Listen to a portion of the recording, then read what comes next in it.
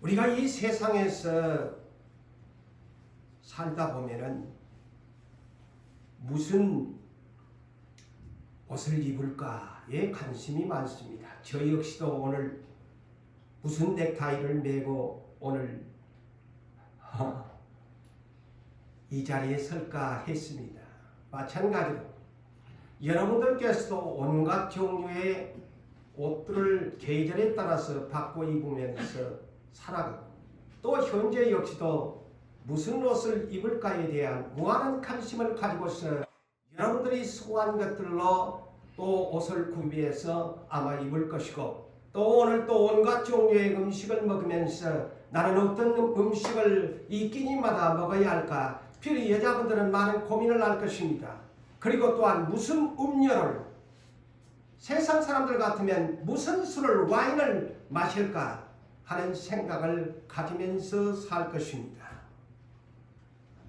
그렇지만 우리는 크리스찬으로서 하나님 나라의 시민권을 가진 사람으로서 성경은 이렇게 말하고 있죠. 로마서 14장 17절에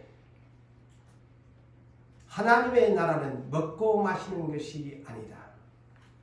오직 성령 안에 있는 의로움과 희락과 평강이라고 말씀하고 고린도전서 10장 31절에도 너희가 무엇을 먹을까에 대한 것 이렇게 성경은 주의합니다. 너희가 먹든지 마시든지 무엇을 하든지 다 하나님의 영광을 위해서 하라고 성경은 권면합니다. 그렇지요. 우리가 무슨 옷을 입어야 할까, 마셔야 할까, 입을까에 대한 예수님의 산상수훈에서도 그것에 대한 염려하지 말라고 하고 이는 이방인들이 구하는 것이라고 했습니다. 우리는 하나님 나라의 백성으로서 그의 나라와 그의 의를 먼저 구하면 이 모든 것을 다 더해줄 것이라고 우리 주님께서는 우리에게 말씀을 해 주셨습니다. 하나님 나라의 시민권을 가진 우리 크리스찬들은 우리가 오늘 또 이 예배 중에 예배를 주목하십시오. 예배를 주목하는 것은 여러분들의 거룩한 하나님 아버지 우리 주 예수 그리스도 여러분 안에 계시는 성령님을 주목하라는 것입니다. 예배 시간에 다른 것에 주목하지 마시고 오직 하나님께만 주목하셔서 성삼위 하나님께 영광을 돌리시기를 다시 한번 부탁드립니다. 그러므로 고린도후서 4장 16절과 18절에 이렇게 우리에게 가르치고 있습니다. 뭘까요? 우리의 겉사람은 낡아지나. 우리의 겉사람이 뭡니까? 육체지. 우리의 겉사람은 낡아지나 우리의 속사람 곧 영혼은 날로 새로워지는도다. 우리 크리스찬은 이 영적인 깊이를 알고 예수를 믿으셔야 해요. 우리는 겉사람 육체와 속사람 영혼을 가진 존재라는 것을 우리는 성경을 통해서 배웠습니다. 그렇다면 우리가 주목하는 것은 무엇이냐? 우리는 첫째는 우리가 주목하는 것이 겉사람 육체를 위해서 때로는 많은 주목을 하면서 살아갑니다. 과연 우리는 속사람 영혼에 대해서 얼마나 관심을 가지고 삽니까? 거의가 우리는 겉사람에 대해서 주목을 합니다.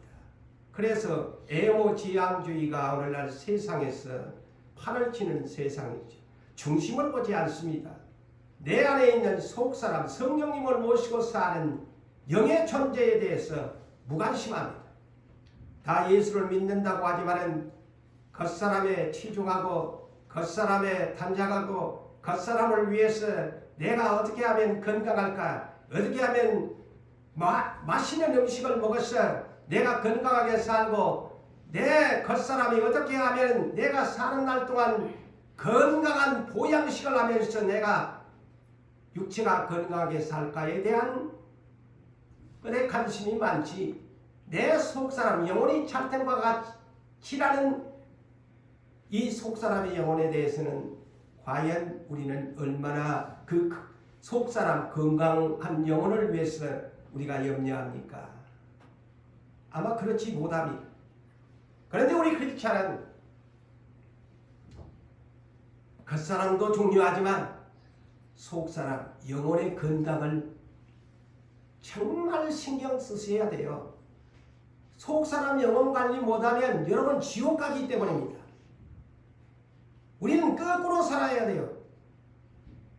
거지 나타나도 천국에 갔지만 부자 날마다 호화롭게 인생의 겉사람에 대해서 호의호식하면서 살아왔지만은 그의 남은 인생은 물 한 모금도 혀에 찍을 수 없는 지옥불에 던짐을 받았다는 사실을 성경에서 교훈하고 있는 것을 우리는 놓치고 살아갑니다.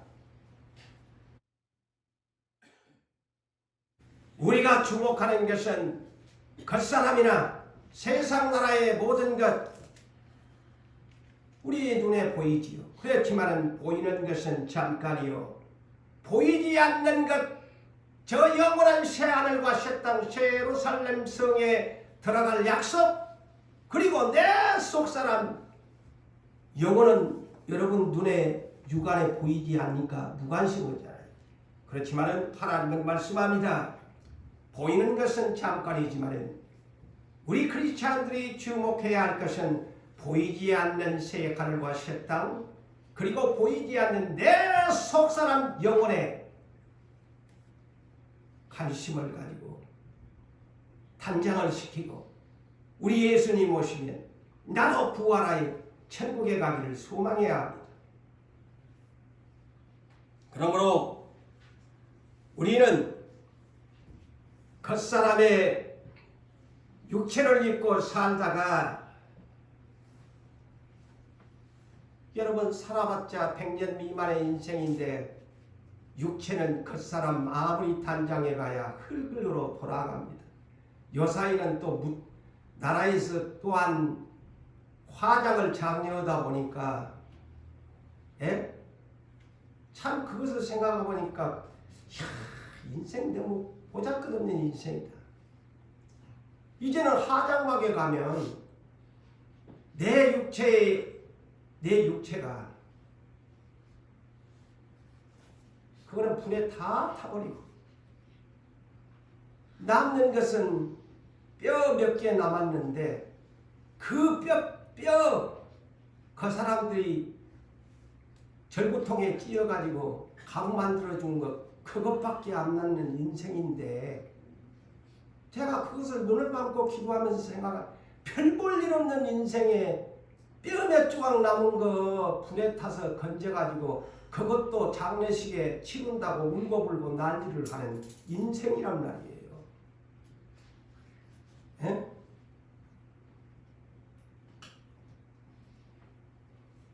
그런데 우리의 속사람은 하늘 위로 올라간다고 전도서 3장 21절에 올라갑니다. 우리의 짐승이나 사람이나 흙으로 땅 아래로 내려간다.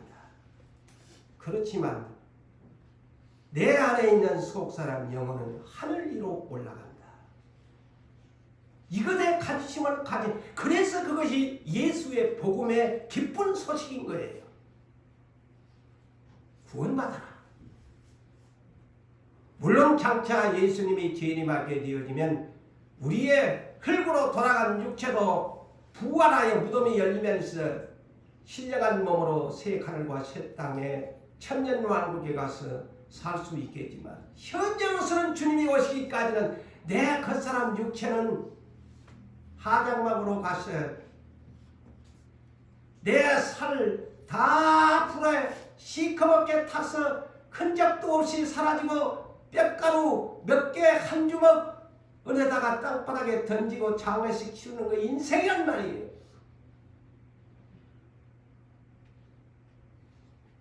그런데 세상에 미련이 많고 세상에 욕심이 많고 죽을 때까지 하나님이 다 이 나라에 살면 아무리 가난하게 살아도 10kg짜리 쌀 한 푸대라도 주어서 살게 만드는 이 나라에 사는데 뭔 그렇게 염려할 것이 있냐 이거죠.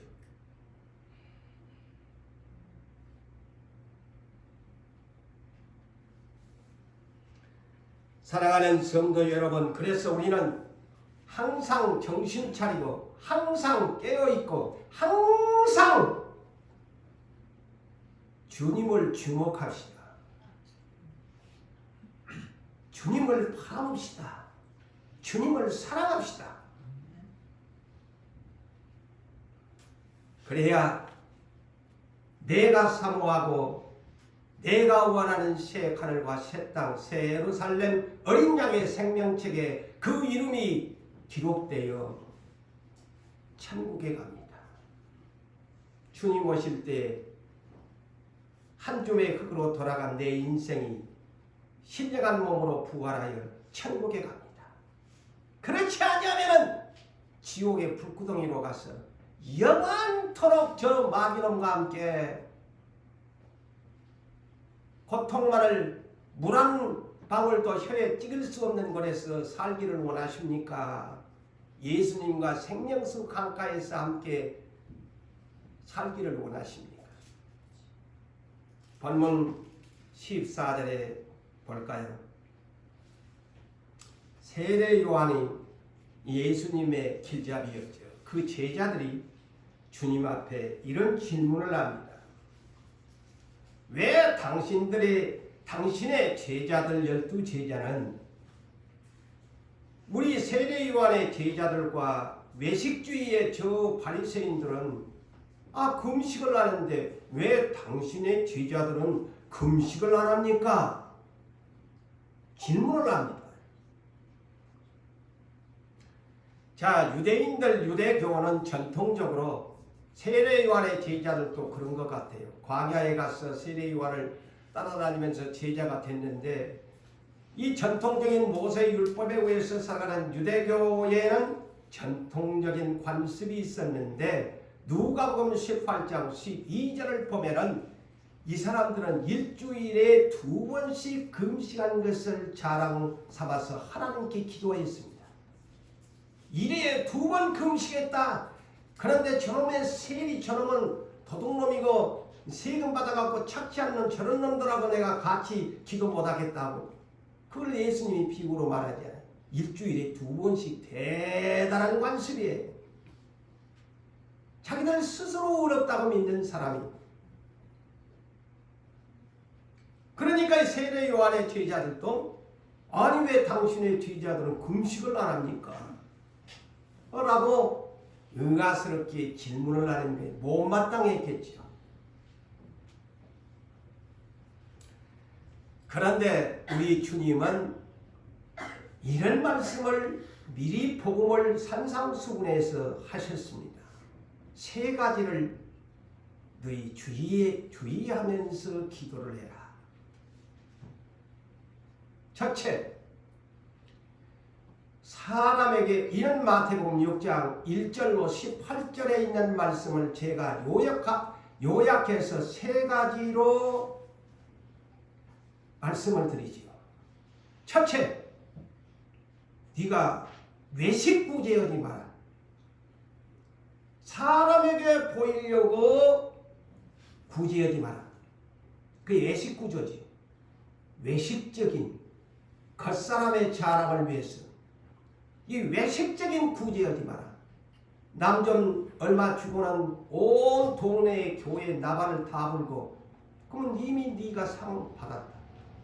네 구제하려면 차라리 사도행전 교회처럼 사도들 발 앞에 네 재산 갖다가 주가지고 목사님이 나눠주세요. 교회 이름으로 나눠주세요 하면 네 상 받는다. 근데 네가 돌아다니면서 해놓고 내가 저 사람 이렇게 해줬다 해놓고 나를 몰라주네 섭섭이가 들어와가지고 혼자 시험 들고 미워하고 그럴 바 하지 마라. 여러분 주의하세요. 무엇을 대접해 줘놓고 나중에 그 사람이 사이가 안 좋으면 내가 옛날에 당신한테 이렇게 해줬니 네 그럴 수 있나. 상 다 하나님 너 나 네 모른다. 이것을 주의하세요. 두 번째, 네가 날마다 기도 생활하는데 네 사람한테 보이기 위해서 목사가 잔소리를 했으니까 교회 목사한테 네 얼굴 비춰놓고 비치기 위해서 와서 기도하나 네 하나님 보고 올라와서 기도하나. 주의하십시오. 사람 눈에 보이기 위해서 기도하지 마라. 하나님 눈에 보이기 위해서 은밀한 중에 네 기도해라. 온 동네에 나는 기도 많이 합니다. 나는 당신을 위해서 기도하고 있어. 이런 소리도 하지 마세요. 하나님만이 아시니 나 당신을 위해서 기도하고 있습니다. 물론 때로는 그런 말도 필요합니다만 절대 그것도 자랑하지 마세요.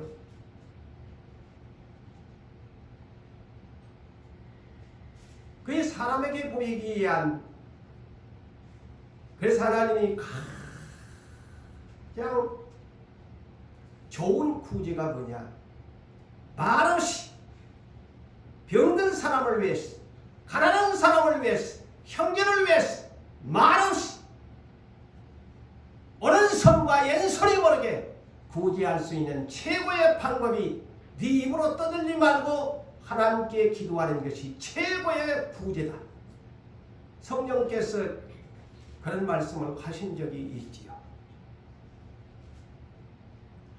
세 번째, 네가 금식하냐? 이 사람들처럼 하지 마라.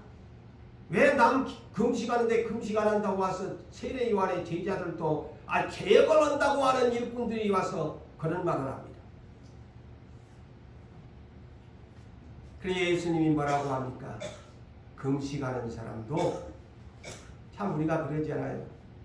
1년에 한두 번씩 고난주간 되면 그 아침에 한 끼, 오후 3시 금요일까지 토요일까지 하는 것도 막 힘이 들어가지고 막 굶니 안 굶니 막 먹어야 되느니 나는 일하기 위해서 먹어야 되느니 살기 위해서 한다는데 예수님이 뭐라고 합니까? 네가 금식을 하기를 원하느냐? 네 올무풍기를 위해서 금식하기를 원한다면 너 금식하는 척하지 마라. 도리어 평상시와 같이 네 얼굴 깨끗하게 씻고 금식한다고 머리도 안 감고 무슨 그냥 막 찌질이 그냥 그렇게 하지 말고 머리에도 기름도 바르고 안 하는 것처럼 얼굴도 화장도 하고 얼굴도 씻고 금식 안 하는 것처럼 금식 기도해라. 내 말입니까? 예수님이 그렇게 하라고 합니다. 그게 뭐냐? 사람 우리가 그냥 금식한다고 화장도 안 하고 깨제제 머리도 안 빗고 그냥 막 깨제제 갖고 나는 금식하고 있어요. 힘들어요. 그렇게 금식하지 마라. 자, 우리 성경적으로 금식합시다. 그 예수님이 그렇게 하잖아요. 네 얼굴 씻고 머리에도 기름 바르고 누가 봐도 금식 안 하는 것처럼 금식해라. 온 동네방네 금식한다고 떠들고 다니고 네 이미 상을 받았느니라. 오늘날 그래서 진리가 성경에서 예고된 기도, 금식 온갖 것들이 비진리가 너무 성경에 벗어난 그런 삶을 크리스찬들이 살아갑니다. 그런데 잘못인지도 몰라요. 그래서 성경이 필요한 거예요. 그러면서 금식이 했다는 거야.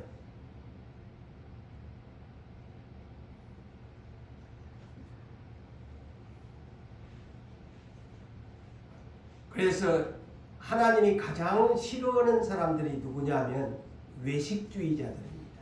사람에게 보이기 위해서.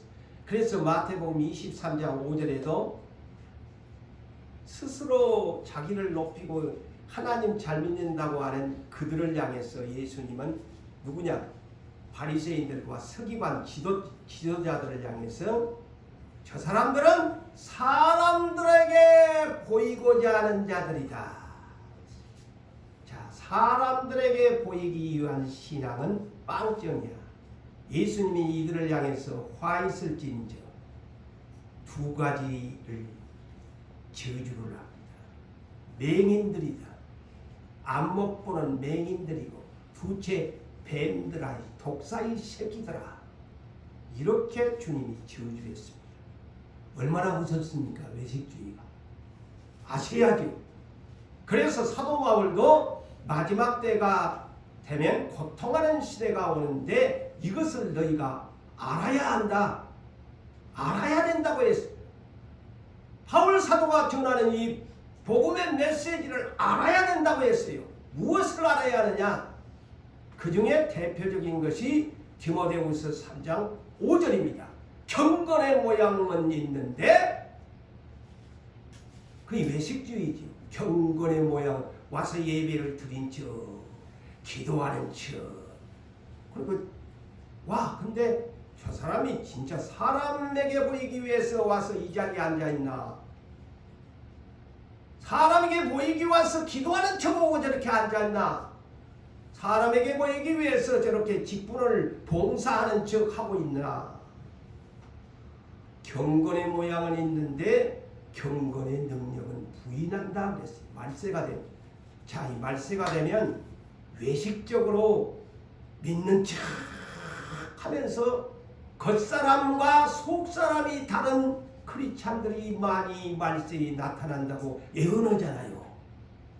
겉사람은 예수 믿는 것 같아. 속사람의 영혼은 변화가 없다는 말입니다.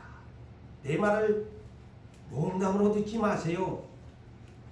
겉사람은 맨날 예배에 잘 참석하는데 속사람이 변화가 없어. 아무리 말씀을 들어도 속사람 영혼이 변화가 안 일어나. 항상 그 마음이야. 항상 못된 마음이야. 항상 누구를 미워하는 마음이야. 항상 원수를 삼는 사람이야. 행동이 성령을 따라 행하기를 하고. 본문 15절로 다시 볼까요? 자, 금식 안 한다고 예수님에게 항의 같은 질문을 한 세례 요한의 제자들에게 예수님이 이렇게 말씀합니다. 야, 혼인집 손님들이 신랑과 함께 있을 때 슬퍼할 수 있겠나? 혼인집이라고 표현을 합니다. 신랑이 지금 왔다는 거예요. 이 충격적인 사실을 밝힙니다. 지금 이스라엘 땅에 내가 신랑이 지금 왔다. 지금 혼인집인데 금식할 필요가 뭐가 있나? 슬퍼할 필요가 뭐가 있나? 그래서 마태복음 25장에도 그 열처녀의 비유가 바로 그겁니다. 신랑이 왔는데 5 처녀는 등불을 들었는데 눈 감은 외식주의자들은 미련한 5 처녀들이 누구냐? 바리새인들이야. 등불이 없어 맹인들이 등불이 없는 거예요. 못 맞이하는 그 비유입니다. 이 성경의 깊이가요. 그러나 자 예수님 그러나 신랑을 빼앗길 날이 이르리니 그때에는 금식할 거리라. 이 말이 뭘까요? 지금 이스라엘 집이 혼인집인데 예루살렘의 성에 내가 입성했다. 신랑을. 충격적이죠. 신랑이 왔는데 신부의 옷을 입은 사람들이 없어. 근데 너희들이 오히려 신랑을 앞으로 죽이게 된다. 빼앗길 날이 그 말입니다. 신랑을 너희가 죽이게 된다. 그때 후에 너희가 금식해라. 이 비밀을 모르는 거야. 이렇게 설교를 해줘도. 그러면서 이제 비유로 오늘 주제처럼 야 생배 조각 이거는 새 흥급 조각이라는 뜻이죠. 이 새 흥급 생배 조각을 낡은 못에다가 붙이는 자가 있나? 물론 옛날에는 뭐 못 살 때는 그렇게도 했겠죠. 근데 이 비유적인 이 설명이 의미심장하게 지금 우리 주님이 알아들으라고 하는 거예요. 야, 새 헝겊 조각을 갖다가 낡아빠진 큰 곳에다가 붙이는 사람이 있나? 이는 기운 것이 그 옷을 당기어 헤어짐이 더하게 되어지고 새 포도주를 낡은 가죽 부대에 넣지 아니하나니 그리하면 부대도 터지고 가죽 부대도 터지고 포도주도 쏟아지고 부대도 가죽 부대도 버리게 된다. 새 포도주는 새 부대에 넣어야 둘이 다 보존되는 것이 아니냐?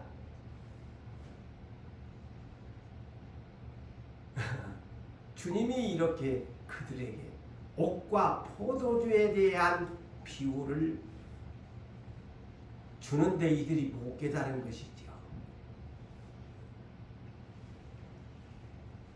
여기에 왜 포도주를 가지고 오늘날 같은 시대에는 여러분들이 이해를 못할 거예요.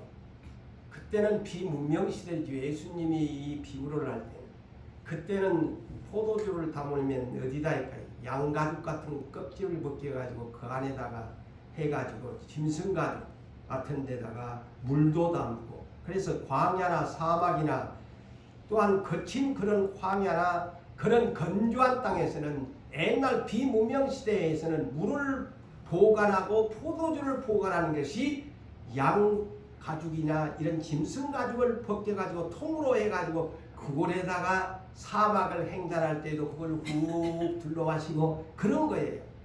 그래서 이 가죽 부대를 여러분이 그렇게 이해를 하십시오. 그런데 주님이 아까도 얘기했다시피 지금 이스라엘은 혼인집이다. 내가 신랑이다. 나라는 말은 안 하면서 간접적으로 나 신랑이 지금 왔다. 아주 임팩트한 충격적인 팩트를 지금 밝히고 있어요. 내가 신랑이다. 지금 팩트 사실을 밝히는 거예요. 근데 그들이 못 깨달아. 신랑이 혼인집에 왔는데 누구들이 그럼 금식할 필요가 뭐 있노? 그런데 누구는 뭐냐? 아니 신랑을 죽이려고 한다. 누구 신랑을 곧 빼앗기게 된다.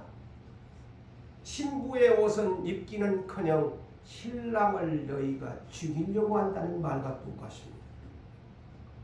자, 오늘날 그랬어요. 크리스찬들이요 세상 사람의 박해가 더 무서운 것이 아니고 잘못 성경을 오해하고 전통적인 습관에 젖어서 하나님의 말씀을 애곡하는 크리스찬들이라고 일컫는 사람들이 더 무섭습니다.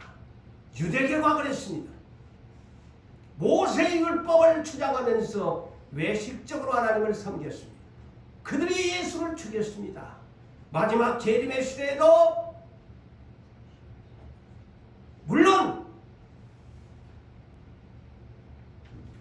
짐승의 시대도 있습니다만 예수를 제대로 못 믿는 사람들이 더 핍박하고 더 욕하고 정죄하고 성령을 거스리고 성령을 모독하게 될 것입니다.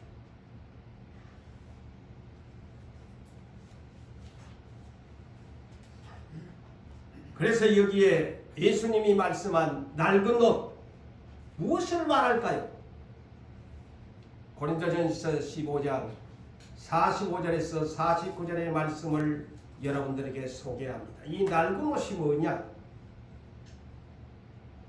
이걸 알아야 될 거 아니에요. 이 복음서를 가지고 있으면 이 낡은 옷은 예수님이 비우겠지 그냥 단순하게 아니고 이 의미가 있어요. 아주 영적인 깊이가 있는 것입니다. 이 낡은 옷을 무엇을 말하느냐? 첫사람 아담이 입었던 가죽옷입니다.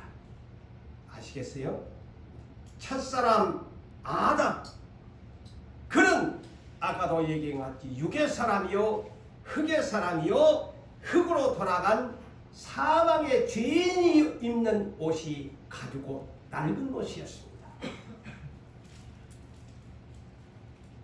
그러므로 우리 그리스도인들도 흙에 속한 형상을 입은 사람이라고 성경에서는 말합니다. 아담처럼 흙에 속한 자, 그 아담의 형상을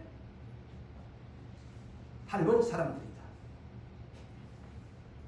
불법의 아담의 부부가 먹지 말라고 하는 선악과를 먹음으로 그들은 천년을 살지 못한 커트라인에 이제 사망의 사람이 되고 말았습니다.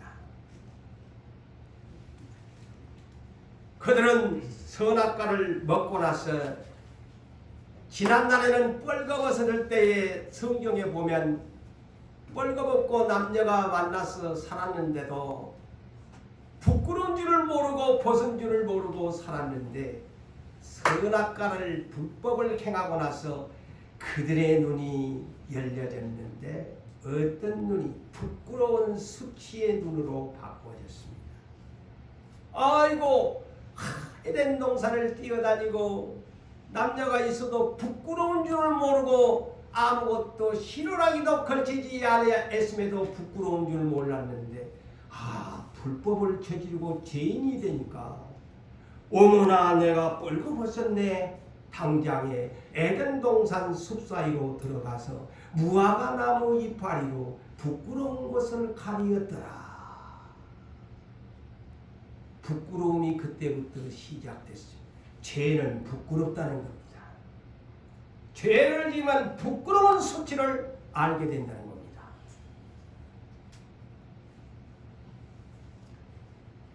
그러면서 하나님께서는 이 부부의 회개 없는 행동에 창세기 3장 15절 원시 복음을 선포합니다.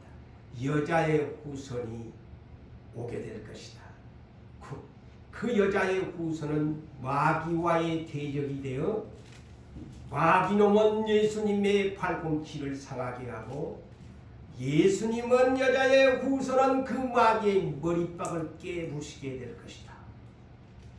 그것이 원시복음의 최초의 창세기 3장 15절. 그러면서 창세기 3장 21절에 범죄한 사망의 사람 흙으로 돌아가라 하면서 에덴 동산을 신라곤을 하나님이 만드시면서 추방시키면서 최초의 스스로 무화과 나무 치마를 입었던 그들의 옷을 벗기고 어린 양의 가죽옷을 상징하는 가죽옷을 친히 하나님이 지어 입혀 내어 보내셨더라. 이것이 낡은 옷입니다. 사망의 사람이 입어야 할 죽음의 옷, 죽음의 옷, 낡은 옷, 아담의 후예들이 입어야 할 낡은 옷, 가죽옷이라는 말이에요.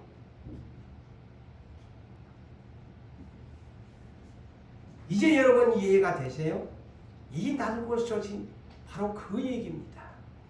죄인이 입는 죽음의 옷, 죄를 가리워주는 죽음의 옷, 가죽옷이다.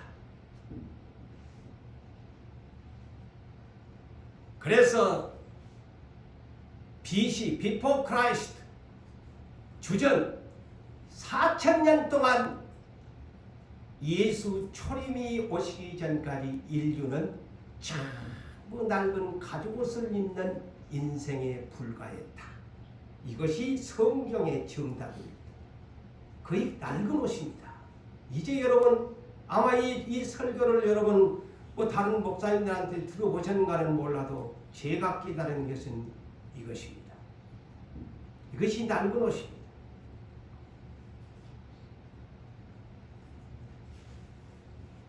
그래서 지난날에는 다 구약의 모세율법의 제사가 낡은 옷을 입는 제사입니다.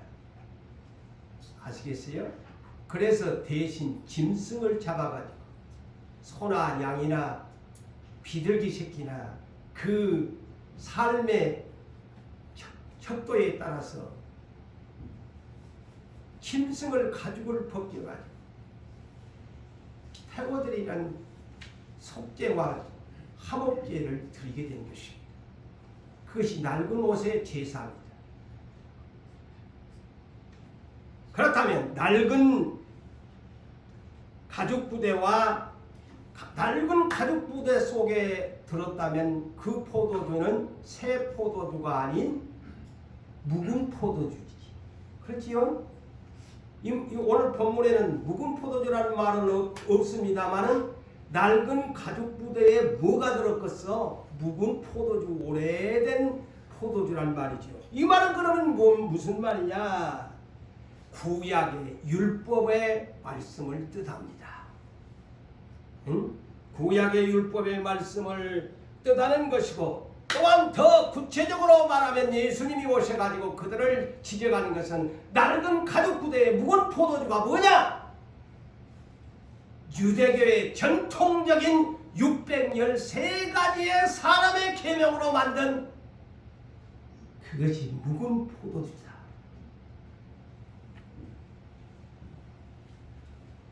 하나님께서는 노아의 홍수 이후에 노아의 장자 셈의 후예로서 아브라함을 갈대아 우르에서 불러냅니다. 그래서 아브라함과 이삭과 야곱에게 맹세하시면서 하나님이 약속을 하시는데, 그 아브라함의 손자 야곱을 통해서 이스라엘의 12지파를 형성시키면서 번성시키면서 그들에게 이제 아브라함에게 약속한 430년의 애굽의 종살이에서 구원을 시키면서 이스라엘이라는 야곱의 약복강의 기도에서 얻었던 승리자라는 얘기였다 라는 이름으로 이스라엘을 한 나라를, 지극히 작은 나라를 선택해서 하나님의 선택한 민족으로 성경을 주어서 초림 예수 그리스도를 기다리게 하십니다.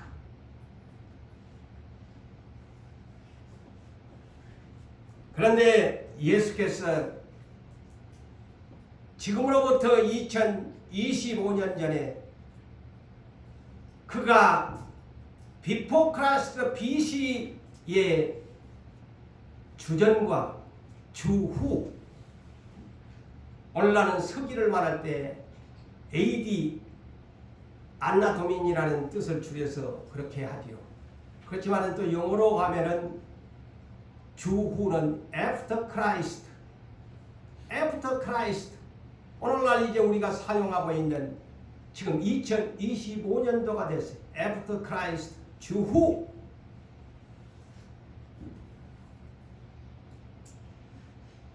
그런데 예수님이 오셔가지고 구약시대의 낡은 시대의 낡은 그 율법의 새 포도주, 아니 묵은 포도주, 가죽 부대, 그리고 낡은 옷, 가죽옷 다 벗어버리게 하고 당신 자신이 6월절날 모세 율법에 의하여 내가 새로운 옷을 너희에게 지어 입혀주겠다. 지난날에는 짐승의 가죽옷으로 하나님이 아담에게 가죽옷을 지어 입혀주었지만은 나 메시아 신랑은 와서 너희에게 새로운 옷을 입혀주겠는데 내가 친히 가죽을 내가 벗어버리고 십자가에 매달림으로 인하여 보혈의 피로 씻혀주는 새로운 옷으로 너희에게 갈아입혀주겠다. 그것이 6월절날 어린 양 가죽옷을 다시 바꾸어 새로운 의의 옷으로, 생명의 옷으로 바꾸어 입혀주었다. 이것이 복음시대의 오프닝이 된 것입니다.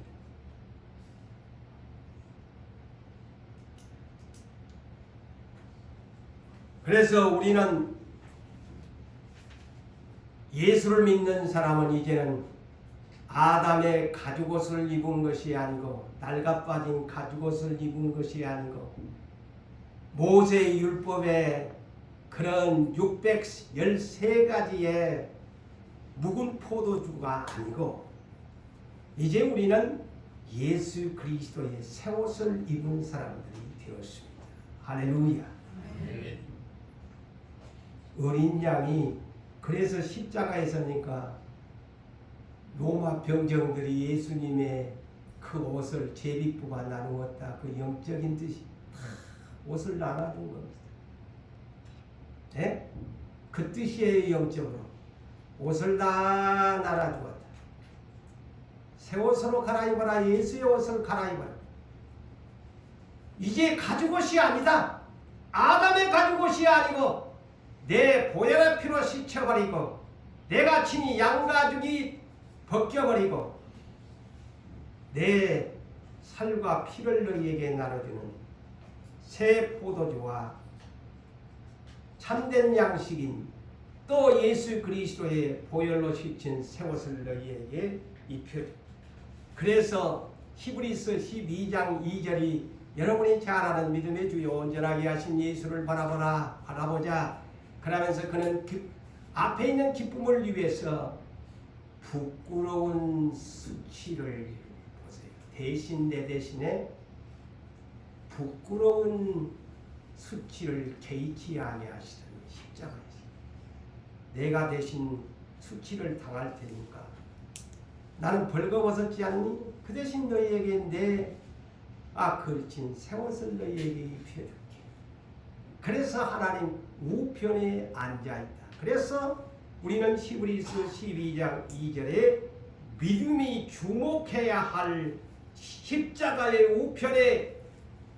우편 모자에 앉은 예수가 내 때문에 뻘거벗고 죽으셨다. 왜? 나한테 새 옷을 입혀주려고. 그의 포인트입니다. 이 성경의 깊이가 그렇습니다. 그러므로 우리 크리스찬들은 이제부터 예수를 바라보면서 십자가를 바라보면서 내 대신 뻘거벗기신 그분, 나한테 새 옷을 입혀주려고 뻘거벗었던 그분 얼마나 감사합니까? 그래서 믿음으로 옷을 입으시기를 바랍니다. 그것이 믿음의 옷이에요. 그것이 의의 옷이에요. 믿음으로 입는 옷이라는 말이에요. 그래서 에베소서 4장 22절에서 24절에 너희는 유혹의 욕심을 따라 썩어져가는 구습을 쫓는 옛사람을 이제 벗어버리고 지나가는 아담 때의 낡은 옷을 옛사람이 입는 옷을 벗어버리고 그 말입니다. 의와 진리의 거룩함의 새 사람을 입어라. 예수 그리스도가 입혀주는 새 사람의 옷을 입어라.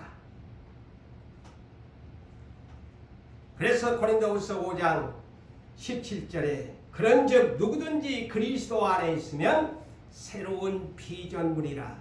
이전 것은 지나갔으니 보라 새 것이 되었도다. 너 예수 그리스도의 옷을 입었습니다. 이 말입니다. 이 새 사람이다.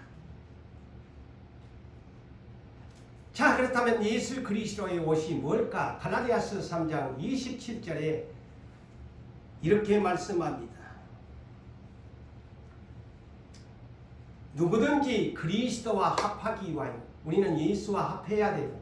떨어지면 안 돼요. 예수 그리스도와 합하기 위하여 그리스도의 옷을 입으라고 합니다. 그게 세례의 옷이다. 세례의 옷이다. 너희는 그리스도와 합하기 위하여 세례의 옷을 입었다. 그렇다면 이 세례가 세 가지로 주는 요약해서 이렇게 말씀을 드립니다. 첫째는 세례 요한이었던 물세례의 옷을 입어야 돼. 회개하기 위해서. 두 번째는 뭘까요? 예수님이 피 흘려서 대신 입혀주신 보혈의 피로 씻어주신 그 피의 세례의 옷을 입어야 합니다. 아시겠어요? 그 다음에 셋째, 성령 세례의 옷을 입어라. 네 영혼에 성령님이 네 안에 몸뚱아리에 와 있는 성령 세례의 옷을 입어라.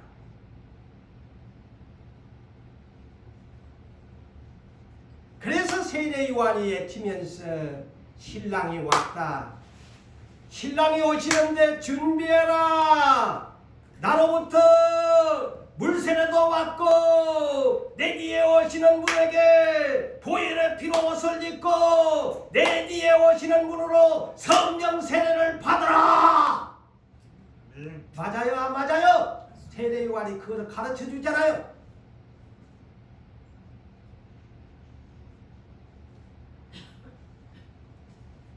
그리고 골로새서 3장 12절에 속사람 옷을 입으라고 합니다. 이를 일명 성품의 옷이죠. 그 속사람 옷이라고 저는 이제 여러분들에게 말을 합니다. 자비. 네 속사람 영혼이 자비의 마음을 가져라. 긍휼. 오래 참는 모든 것을 참아내고 견디고 하는 인내의 옷을 입어라. 그 속사람이 해야 할 일, 조금만 어려우면 막 그냥 좌로 갔다가 우로 갔다가 뒤로 갔다가 앞으로 갔다가 그러지 말고 좀 네가 정말 속사람 영혼이 예수 믿는다면 심지가 좀 견고해봐라. 그래서 참을 줄도 알아야지. 좀 안 된다고 예수 없고 이놈의 교회 잘못된 것 같고 떠나가야지. 하나님은 똑같은 하나님인데 이 교회에 계시나 저 교회에 계시나 이단이 아닌 이상은 다 간데 그곳에 간다고 하나님이 기뻐하고 이 교회에 고난 준다고 떠나가는 교회에 앉아있으면 잘못된 것 같고 하나님이 그런 하나님이에요? 아닙니다. 한번 하나님 입장에서 여러분들이 내가 하나님이다 생각하고 그렇게 줏대 없이 노는 사람을 보고 여러분 한번 입장에 바꾸어 놓고 생각해 보세요. 그게 옳은 일인가?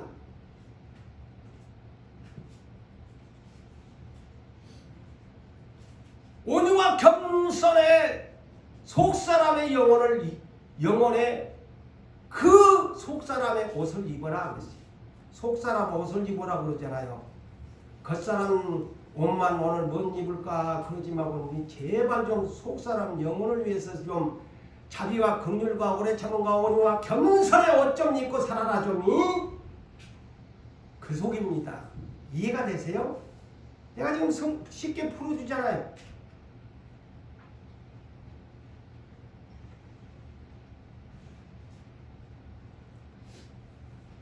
자, 그러면서 로마서 13장 11절에서 14절 줄여서 요약해서 말씀드립니다. 야 이제 니는 마귀놈 따라다니는 어둠의 자식이 아니지 않니? 내가 쉽게 지금 얘기합니다. 그 내용. 이제 그만 자라. 니 그만 자고 깰 때가 안 됐나? 지금 너는 예수가 왔으니까 광명에 의로우신 태양이 왔는데 니 잠잘 때가 죄질 때가 밤은 어둠의 일을 벗어버리고 빛의 갑옷을 입어라. 응? 술 취하고 방탕하지 마라. 세상 술에 취하지 말고 방탕하지 말아라. 정력을 위하여 살지 말고 예수 그리스도의 옷을 입으라. 예수 그리스도의 옷을 입으라고 합니다.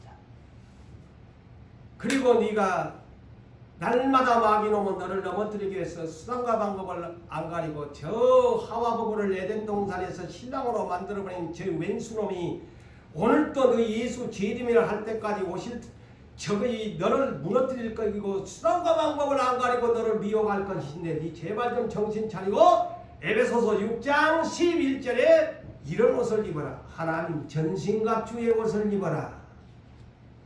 항상 전투 자세의 옷을 입어라.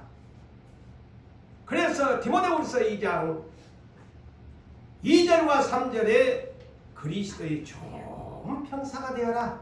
마귀놈을 때려잡는 군사가 되어라. 성경은 이렇게 우리에게. 그래서 예수 믿는 사람도 속사람 영혼의 옷도 입어야 되고 또 내가 전투태세에 마귀와 싸워 이기기 위해서 하나님의 전신갑주도 입어야 되고 자지 말고 빛의 갑옷도 입어야 되고 속사람이 입어야 되는데 그런데 그 옷을 지금 입고 있냐 이 말이에요. 속사람 영혼을 위해서 빛의 갑옷 입고 계세요. 하나님의 전신갑주 마귀놈과 싸워서 이기려고 하나님의 전신갑주 지금 입었어요. 응? 속사람 영혼에 의해서 성품의 옷 그런 옷 입었어요. 근데 우리는 저나 여러분이 순간적으로 항상 놓쳐버려. 항상 이 겉사람 썩어질 몸뚱아리 이것만을 위해서 옷 입을 것만 생각하지 속사람 영혼 옷 걱정을 안 해. 그러니까 계시록 3장 18절에 성령이 부작교회 옷자 입고 다니는 교회 보고 뭐라고 해? 야! 부자다고 자랑하지 말고 네가 아무리 명품 옷 걸치고 와서 이 자리에 왔는데 네 뻘거벗고 있구만. 네 속사람 영혼 좀 흰옷 좀 사서 입으래. 그래요 안 그래요? 내 말입니까? 네 속사람 흰옷 좀 빨아서 좀 흰옷 좀 입어라. 어찌 네 속사람은 그렇게 더럽고 부정하니? 겉사람만 향수 뿌리고 명품 옷 입고 다닌다고 네 자랑하고 다닐래? 그렇지 아니라고. 속사람은 어휴 더럽고 냄새나는 씻지도 안 해가지고 흰옷인지 빨간 옷인지 검은 옷인지도 모르게 죄가 누덕누덕 끼어가지고 빨아입어야 내가 그만!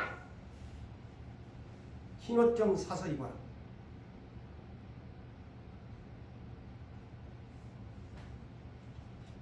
아마 오늘 이 설교를 들으면 충격을 좀 우리가 받아야 되는데 오늘 제 설교가 아주 임팩트한 설교잖아요.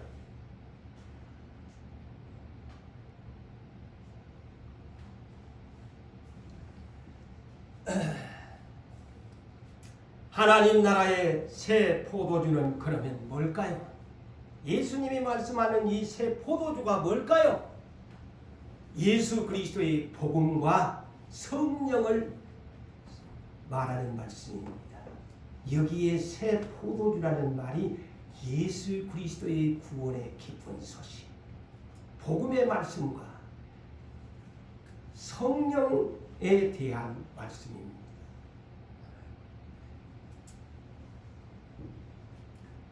영어 번역은 새 포도주가 뉴 와인 이렇게 번역돼요. 뉴 와인, 새 포도주, 뉴 와인.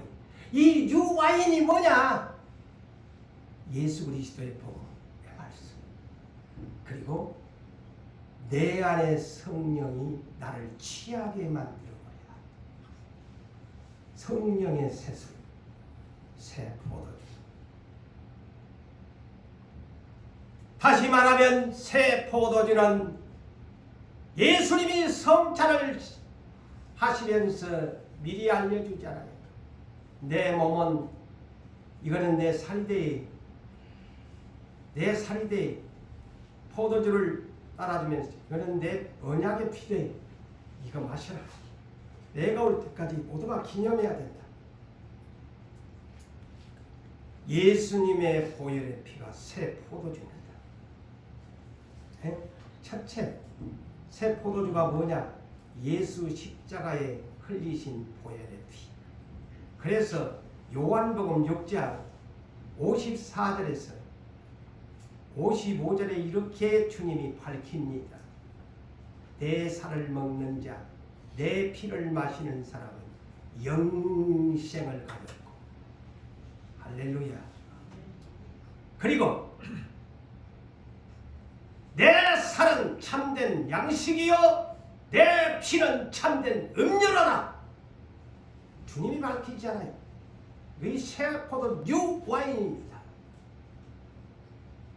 그래서 성찬에 오늘날 그것을 믿음으로 나는 예수의 새 포도주 예수님의 보혈의 피를 마시는 사람이다. 응? 그래서 성찬에 참여해야 돼. 믿음으로. 오순절날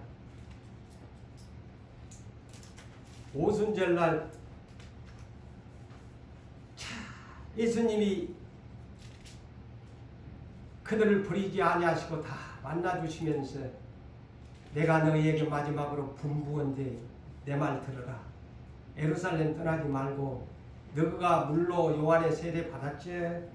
이제 너희가 내가 주는 세례를 받아야 된다. 그게 뭐냐? 아버지가 약속한 보혜사 성령의 세례다. 그것을 너희가 기도하면서 기다리라. 몇 날이 못 되면 너희에게 이 성령 세례를 받을 받게 될 것이다. 그들이 열흘 동안 기도해가지고 오순절날 기도했더니만 성령 세례가 임했지요. 성령이 충만하게 임했어요. 자, 예루살렘의 디아스포라와 유대인들이 예루살렘에 오순절을 지키기 위해서, 맥주절을 지키기 위해서 모였는데, 그것을 보고 신기한 사도들의 이 대인방언을 보고 놀랐습니다. 성령이 충만하여 대인방언 각 나라의 언어를 구사하는 것을 보고, 아니 세상에 어떻게 저 사람들이 학문도 없고 배우지도 못한 갈릴리 사람들이 언제 저것을 배워가지고 저렇게 우리나라의 지역에 있는 언어를 사용한단 말이냐. 보세요. 어떤 사람들은 하나님께 영광을 돌리는데 삐딱선을 두고 삐딱하게 사도들을 바라본 사람들이, 요 사람 요지경이 사람이잖아요. 뭐라고 합니까? 온마땅이라고. 저것들은 세술에 취해가지고 저란다. 그게 좋은 말이 아니야. 비냥거리는 소리야. 그러니까 베드로가 야, 오전 9시인데 무슨 세술에 취했단 말이냐 하면서 반박하잖아요. 너희는 성령의 술에 취했다. 너가 말하는 그런 술이 아니다. 술 먹어가지고 와인 마셔가지고 우리가 이렇게 떠드는 줄 아니? 성령의 술에 취했다. 그거를 소개를 하잖아요. 사랑하는 성도 여러분들이여, 그래서 에베소서 5장 18절에 뭐라고 합니까? 지혜 있는 사람은 술에 취하지 말고 성령으로 충만함을 받으라고 합니다. 성령의 술을 마시면, 저도 지나간 옛날에 참 술이 파워가 있습니다. 용기 없는 사람도 용기가 생깁니다. 담력이 생깁니다. 응? 근데 성령의 술에 취하지 못한 제자들이 비겁하고 도망자 되고 예수님 부인하고 도망갔는데, 성령의 세술에 여와인에 취해버립니까? 비겁하기는커녕 잡아 죽이라, 옥에 가두려면 가두라, 뻔데가 됐어요. 왜? 성령의 술에 취하니까 용감한 자가 된 거예요. 나 죽으면 천국까지 해볼 테면 해와 대제사장들이여 장로들이여 나 잡아봐 그랬단 말이요. 세상 사람은 술의 힘을 얻어서 노동도 하고 기분도 전환시키지만, 우리는 새로운 유와인 성령의 예수의 피를 마시고 성찬에 참여하고 보혈의 피를 의지하는 우리는 성령의 세술에 취하면 예수님처럼 마귀가 아무리 시험을 해도 성령의 힘으로 이겨냅니다. 할렐루야. 네. 사랑하는 성도 여러분들이여, 예수를 믿으십니까? 네. 구원을 얻는다고 믿으십니까? 네. 그렇다면 이제 낡은 옷, 옛사람 가죽 옷, 낡은 옷 벗어버리고 예수님이 보혈의 피로 씻어주신 희고 깨끗한 세마포의 옷을 입으시고, 여러분 새 부대, 여러분의 마음 새 마음으로 새 포도주 성령을 충만하게 마셔서 성령을 따라행하는 여러분 좋은 크리스찬들이 되시기를 주님의 이름으로 축원합니다.